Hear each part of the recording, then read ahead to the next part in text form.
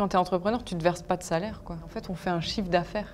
Donc la société, elle est valorisée à 2 millions. Si je la vends, je peux la vendre à 2 millions. 2 millions? Ouais. 2 millions, et il m'a dit, tu négocies bien, 3.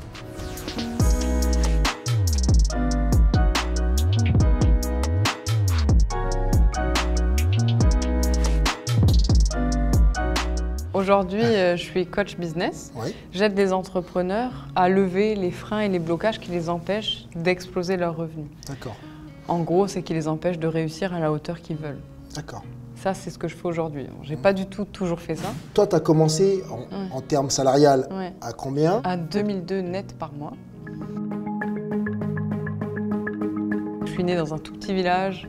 L'entrepreneuriat, je connaissais pas du tout ça. J'ai suivi le chemin classique, études, travail. Je fais un bac plus 5, donc un master 2. Ouais, donc c'était pas mal. J'ai une licence en communication, pub, un peu comme politique. Et je trouve un stage de fin d'études de 6 mois en consulting. Ils me prennent. Donc je décroche tout de suite après le stage, un CDI dans une société de consulting. Génial, un parcours plutôt classique dans la vie. Franchement, les gens étaient trop contents, quoi. J'avais évité le chômage. C'était... Ouais. Donc ouais, t'as un CDI, t'as un bon poste, t'es cadre tout de suite. Mais je me suis dit, ta vie va être comme ça. C'est en fait de se dire ta vie va être comme ça.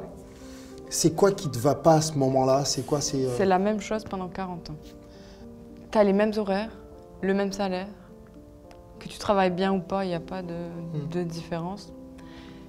T'as pas tellement d'impact, t'as pas tellement de liberté. Tout est un peu so-so, quoi. C'est un peu... D'accord. C'est OK.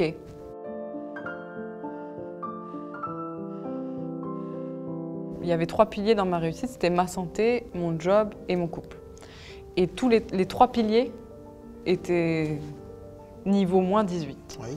Donc à ce moment-là, je me suis dit, bon, va falloir changer un truc parce que visiblement, ça marche pas. La santé, par rapport à aujourd'hui, je faisais 22 kilos de plus. 22 kilos de plus? Ouais, les gens, ils me croient pas, mais je faisais 22 kilos de plus. Je venais de me faire larguer, enfin, c'était horrible, quoi. En fait, je comprenais, tu vois. J'étais impulsive, j'étais en colère, j'étais frustrée, quoi. Donc, c'était pas heureux, tu sais, quand t'es frustrée, t'es chiant, quoi. Et là, je me dis, bon, le poids, horrible, le travail, horrible, le couple, c'est fini. Donc, au bout d'un moment, je me suis dit, Margot, t'as un problème, tu vois. Et je me suis dit, le truc le plus visible, c'était mon corps, en fait. Tu voyais que tu voyais sur ma tête qu'il y avait un truc qui était pas sain en moi, quoi. J'étais pas bien, quoi. Donc ça se voyait sur mon corps. Du coup, j'ai changé mes pensées, mon état émotionnel, j'ai changé ma nourriture. 15 kilos. Du coup, je me voyais dans la glace et je me disais, ah, ça, c'est déjà un peu plus la vraie Margot, tu vois. Parce qu'avant, je me voyais une meuf, c'était pas moi. En fait, je voulais que mon image externe colle à mon image, à ce que j'étais intérieurement.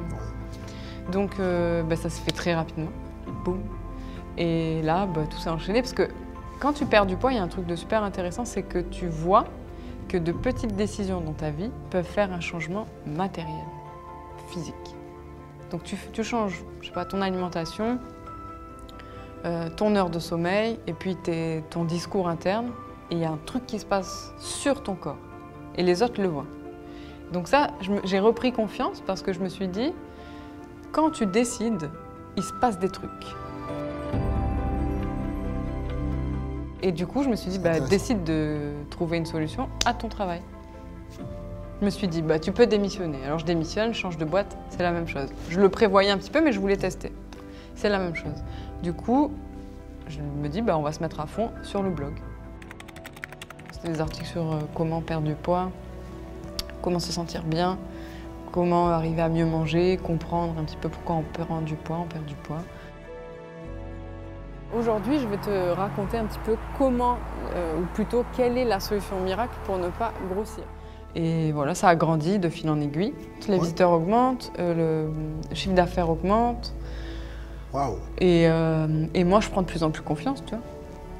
Je vois que c'est possible de créer un truc que les gens achètent, qui t'ont donné leur argent, et après ils t'écrivent des emails et ils te disent merci beaucoup.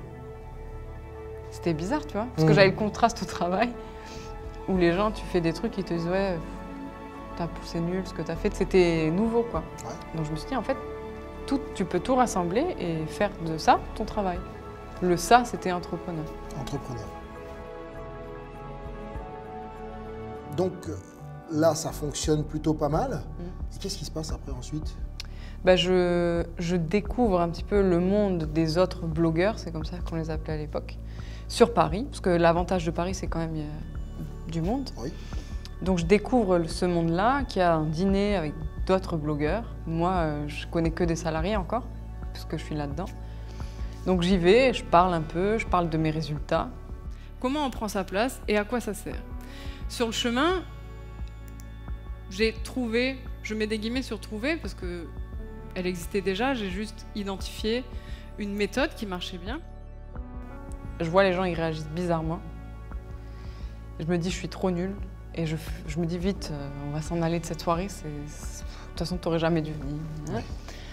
Et juste avant de partir, il y a le mec du début qui m'avait regardé chelou quand je lui avais dit mes chiffres de blog. Oui. Il me propose de faire la même chose pour son blog. Et je commence comme ça à faire, alors au début c'était du marketing, entre autres, du marketing, entre guillemets, pour les autres, pour leur blog. Donc la même chose que moi j'avais, mais pour eux. D'accord. Et ça marche du coup. Et après, il y a eu le bouche à oreille. Donc les gens, ils ont parlé jusqu'à un climax, quoi. Il y a une tête d'affiche, quoi, qui m'appelle dans le milieu et qui me dit, vas-y, tu peux m'accompagner. Donc on fait un lancement web de produits, plusieurs millions, et moi je suis là et je me dis... Je vois les résultats et j'ai du mal à comprendre que c'est pas moi, parce qu'il y a la personne, tu vois, il y a l'image de la personne et le produit, mais je me dis, tu sais quoi faire pour obtenir ce genre de résultats.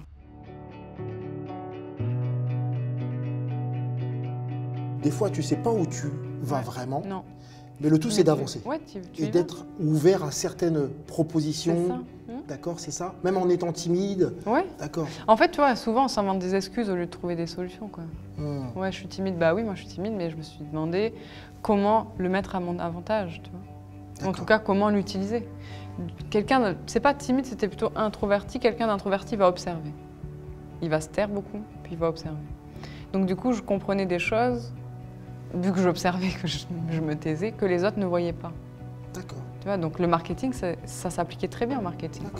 Et plein de trucs comme ça. Aujourd'hui, dans cette vidéo, je vais te révéler la méthode exacte pour, en tout cas pour moi, ce qui m'a permis d'avoir mon premier million. En fait, pour moi, ce qui est intéressant, c'est de créer une entreprise. C'est pas de créer un produit.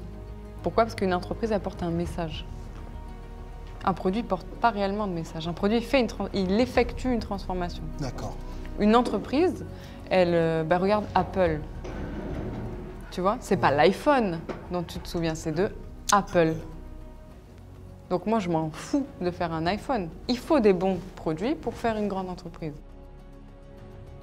Dans cette aventure, et Dieu sait qu'elle va être longue et je te le souhaite, si Dieu le veut. Est-ce que tu sens une différence entre les hommes et les femmes sur ce... Il y a un conditionnement qui est là, quoi.